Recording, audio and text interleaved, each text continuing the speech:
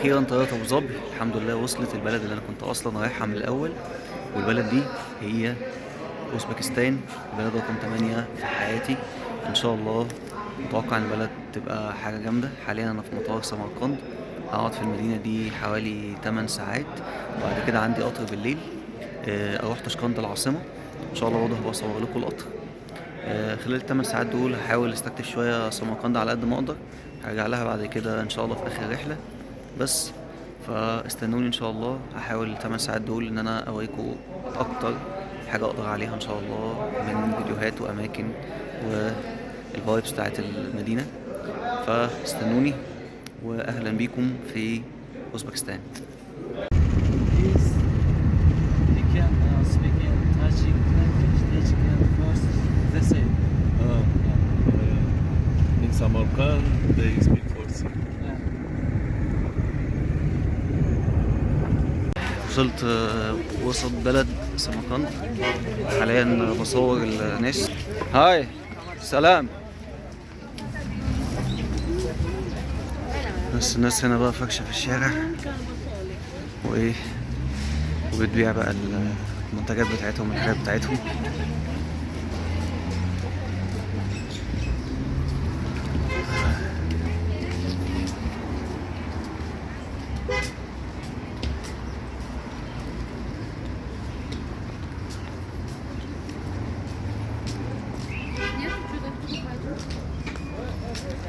هنا اللغة الروسية هنا طاغية بشكل كبير جدا، لأن أوزبكستان كانت دولة من دول الاتحاد السوفيتي لحد دلوقتي. لسه اللغة الروسية والروسيا عموما يعني ليها سيطرة جامدة جدا هنا. حتى خطوط التليفون روسية وابليكيشنز المواصلات. ف يعني تجربة مختلفة، هنشوف كده هتودينا على فين. يلا نكمل ايه، اوريكم باقي الحاجات.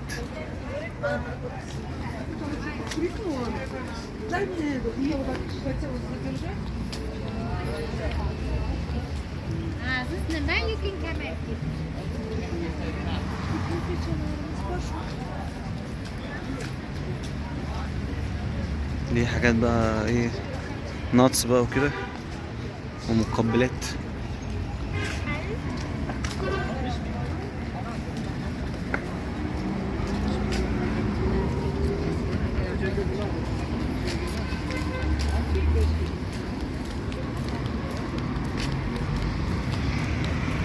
احنا رايحين نغير عملة دلوقتي، غيرنا جزء في المطار عشان بس نقدر نيجي وسط البلد، والباقي بقى هنغيره دلوقتي في الصرافة موجودة في وسط البلد. المفروض ان الريت احسن، بس بعد كده هنشوف بقى مكان نقعد فيه ناكل، وهنلف شوية كده المزارات اللي حوالين محطة القطر عشان يبقى سهل بالنسبة لنا اننا نروح محطة القطر على طول. فاستنوني كده هقول لكم انا غيرت كام، بس هقفل دلوقتي عشان بعد الشحن. حاليا انا بشتري سيم كارد انا وصاحبي. احنا اخدت بالي هنا ان الموبايلات اللي معروضه للبيع حاجات من العصور الحجريه. انا مش عارف بقى هل ده الطبيعي يعني ولا ده مثلا، هل ده محل تعبان مثلا يعني. وبعدين يعني مفيش سامسونج ايفون. انا حاسس ان انا في حته غريبه، بس تمام يعني ده مش مضايقني خالص. بس دي المنتجات. نشتري الخط ده ونقول لكم اشتريناه بكام وفي كام جيجا وكده، وبعد كده اروح بقى اغير عملة ان شاء الله. اكيد في هنا مكان فيه تغيير عملة كويس. استنوني شويه واقول لكم ان شاء الله. جبنا خط التليفون مع شركه اتصالات اسمها اوز تيليكوم، ده ب70,000 سومز يعني تقريبا $2. هيدينا 20 جيجا. احنا قاعدين تقريبا في اوزبكستان حوالي 6 ايام او 7 ايام يا دوب، ان شاء الله هيكفونا. بس استنونا ان شاء الله، هنكمل لف شويه هنا في البلد في سمرقند. هحاول اصور لكم على قد ما اقدر عشان اوريكم البلد شكلها عامل ازاي وثقافه شعبها والاكل والمزارات اللي فيها. فاستنوني ان شاء الله نعمل حاجه جامده، و stay tuned. اشوفكم بعدين. هنجرب بقى الترام اللي موجود في اوزبكستان. يلا بينا.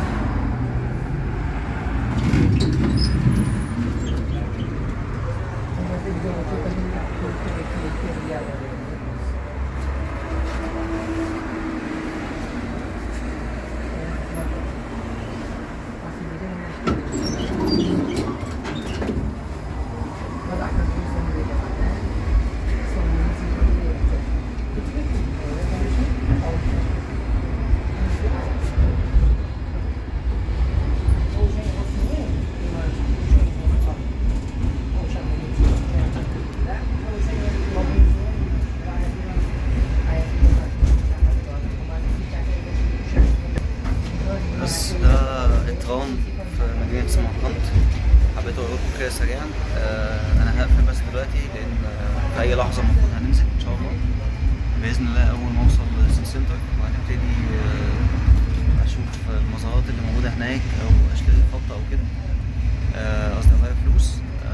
ان شاء الله هقول لكم انا غيرت موديل كام، والمناطق اللي احنا زرناها هحاول اوريها لكم على قد ما اقدر. بحاول اوريكم اهم المناطق اللي موجودة في سمرقند في الكام ساعة اللي فاضلين دول عقبال ما اوصل لميعاد القطر بتاعي لتشقند. ستي تيون كالعادة، وهقابلكم كمان شوية لما اوصل مكان كده واقدر ان انا اكلمكم ان شاء الله منه او بإذن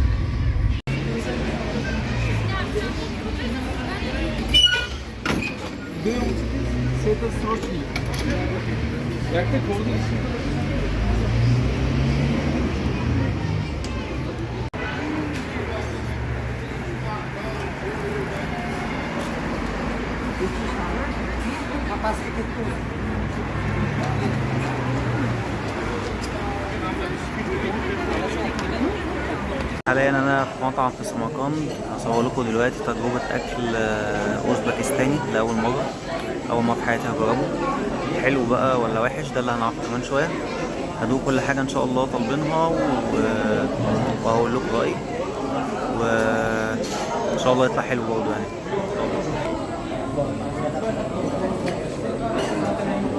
ده العيش بتاعهم في رسم كده في النص، عاملينه كده بشكل معين. هو شكله مغري. نجرب كده ندوق نشوف ايه الكلام.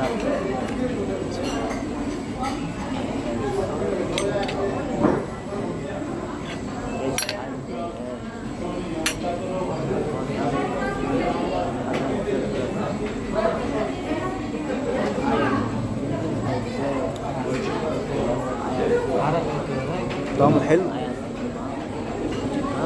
بس حاسس ان هو كان لو هيبقى سخن شوية كان هيبقى في حتة تانية خالص. بس مبدئيا لا، لطيف ومختلف طبعا عن العيش بتاعنا خالص، يعني حتى شكلا وطعمه مختلف، بس مختلف وحلو. واضح بقى دلوقتي ان انا سألت، قالوا لي ان الحتة اللي في النص دي عبارة عن ايه بقى؟ هما بيجيبوا يعني هما بيعملوا العيش بالشكل الدائري ده، والرسومات اللي هي العلامات الموجوده فيه دي، وفي النص دي بيعملوها بخشمه كده بتعبر عن زي ختم المدينه. يعني المدينه بتخدم العيش بتاعها كله بالشكل ده كده بايه، عن طريق خشب. برضه دماغهم مختلفه، والتجربه بصراحه كلها مختلفه. واحده من الاطباق اللي احنا طلبناها برضه رز مع لحم البقر مع حاجه كده شكلها غريب مش عارف ايه، بس طبعا الاكل هنا كله حلال. اوزبكستان دوله مسلمه، فالاكل الحلال عندهم هو طبيعي زيها زي الدول العربيه. برضه هنجرب ونقول ايه.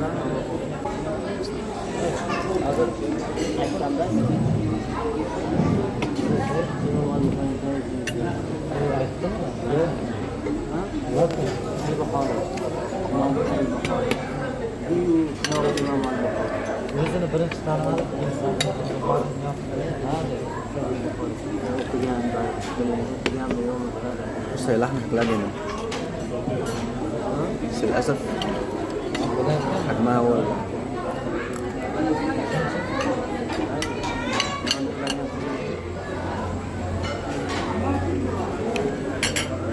ماشي يا جماعة. كمل أنا أكلي لما إن شاء الله الطبق اللي جاي جديد ده هينزل هقول لكم برضه ايه. تاني حاجة بقى طلبناها هي أكلة كده أنا شفتها في أذربيجان، إنها برضه موجودة في جورجيا. هي تقريبا مشهورة بالمنطقة دي كلها، يعني وسط آسيا مشهورة بيها. هي الأكلة دي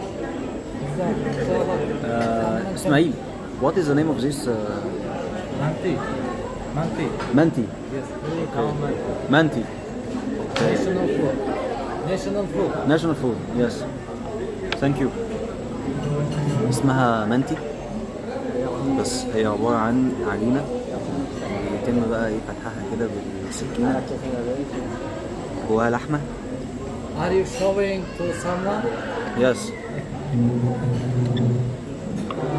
How is their emotions about this situation? Okay. بس. وبنحط عليها زبادي وبعد كده بتتاكل.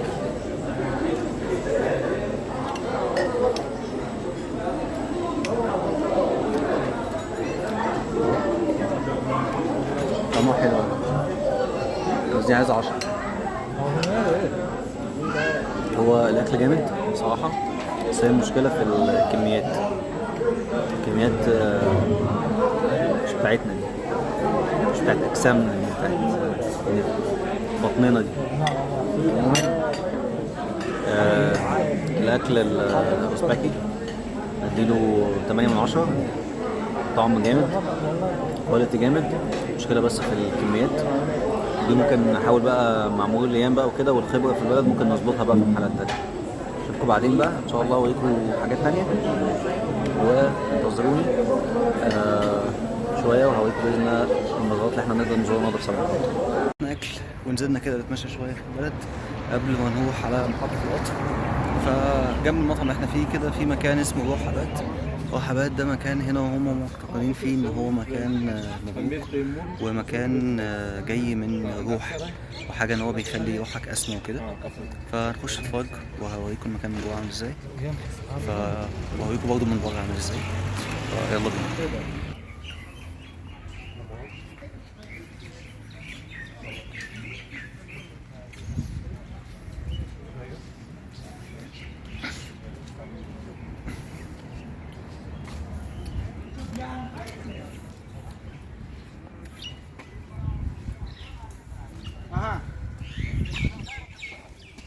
بس بيعطينا كارت يعشي ما ولكن تكون بعد 100 ساعة عن الشمس.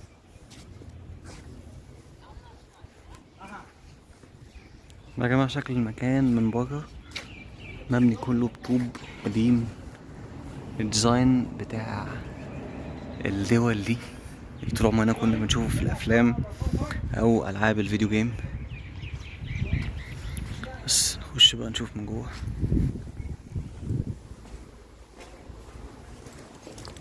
روحاباد.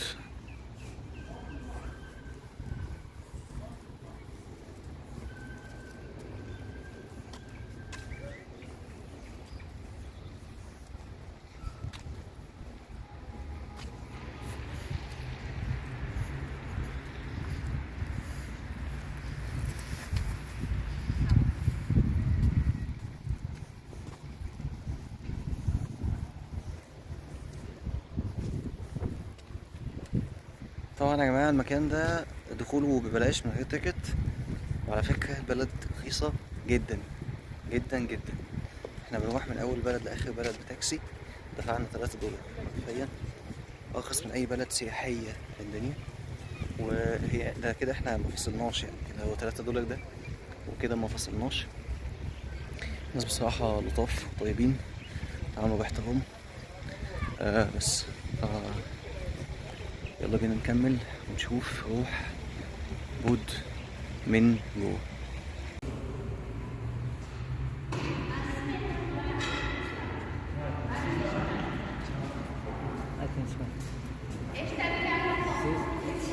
keyin bir chetga olamiz biz qo'shimcha qiling bulardan biz tushuntirib beramiz.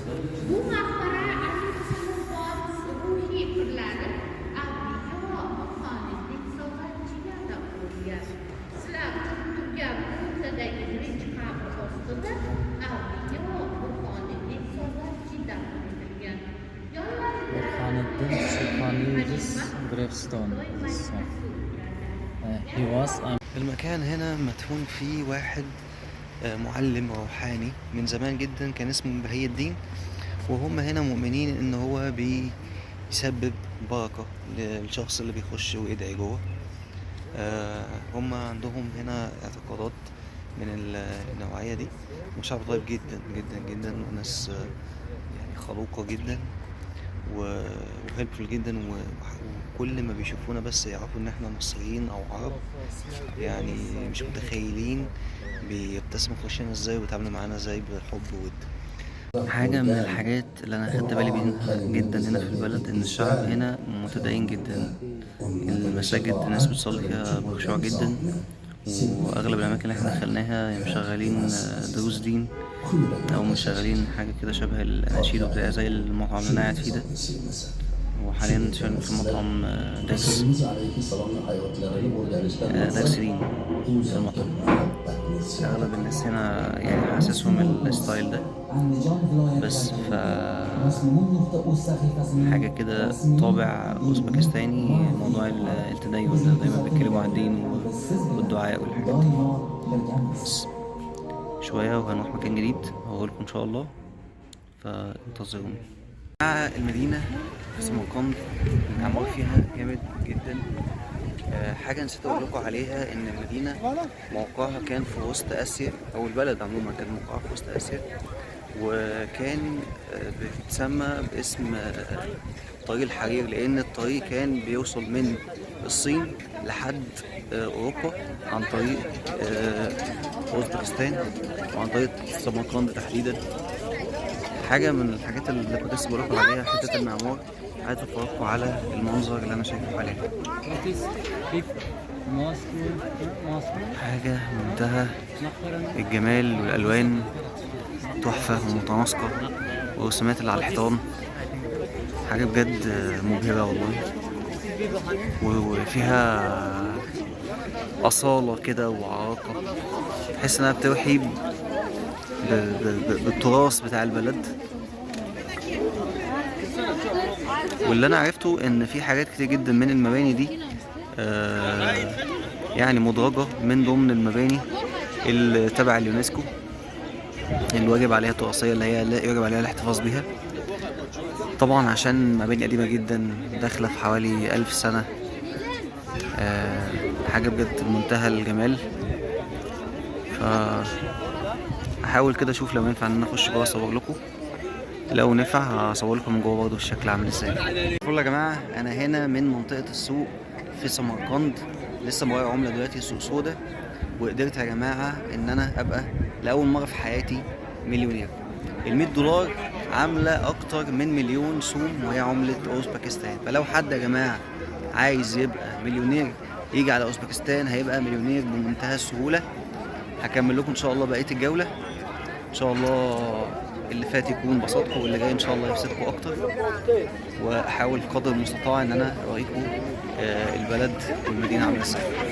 يلا بينا. من اكتر الاماكن اللي موجوده في سمرقند اللي فيها بنى شكله جامد جدا هي منطقه ريجستان. ودي ليها اصل فارسي حسب ما فهمت هنا من الناس. بصراحة منظر المباني فيها جامدة قوي، وهحاول اوريلكم كده بس من بره لحد ما اخش ان شاء الله، واوريها لكم ان شاء الله من جوه ندفع تذكرة ونخش نتفرج عليها من جوه، عشان خلاص فاضل ساعة ونص على القطر. يا دوب الحق اخش واخرج اجيب شنطتي واطلع القطر ان شاء الله على مدينة تشقند. ده منظر المدينة من بره.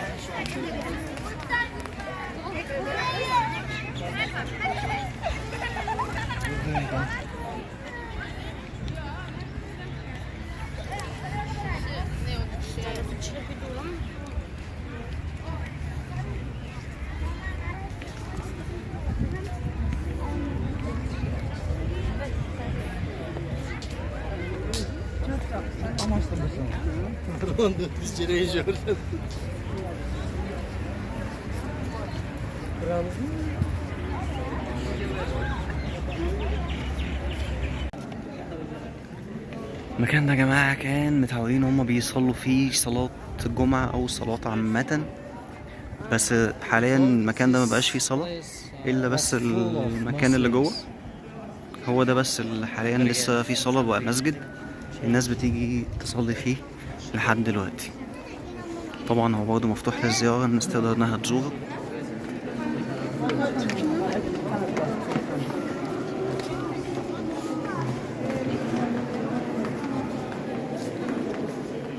طبعا هنا برضه حاجات باللغة العربية مكتوبة، آيات قرآنية.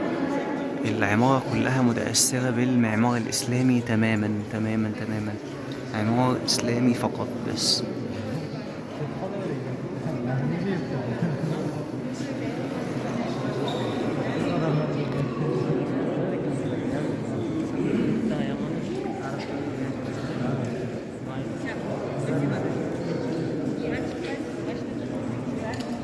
شخص ما بيصلي جوه اهو.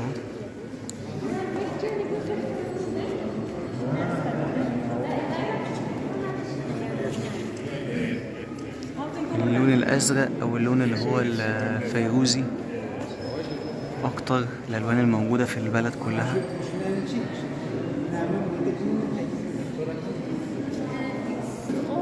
حاجه بجد تحفه، شعب تحفه، ثقافة تحفة، أسعار جميلة جدا يا جماعة. البلد رخيصة جدا جدا.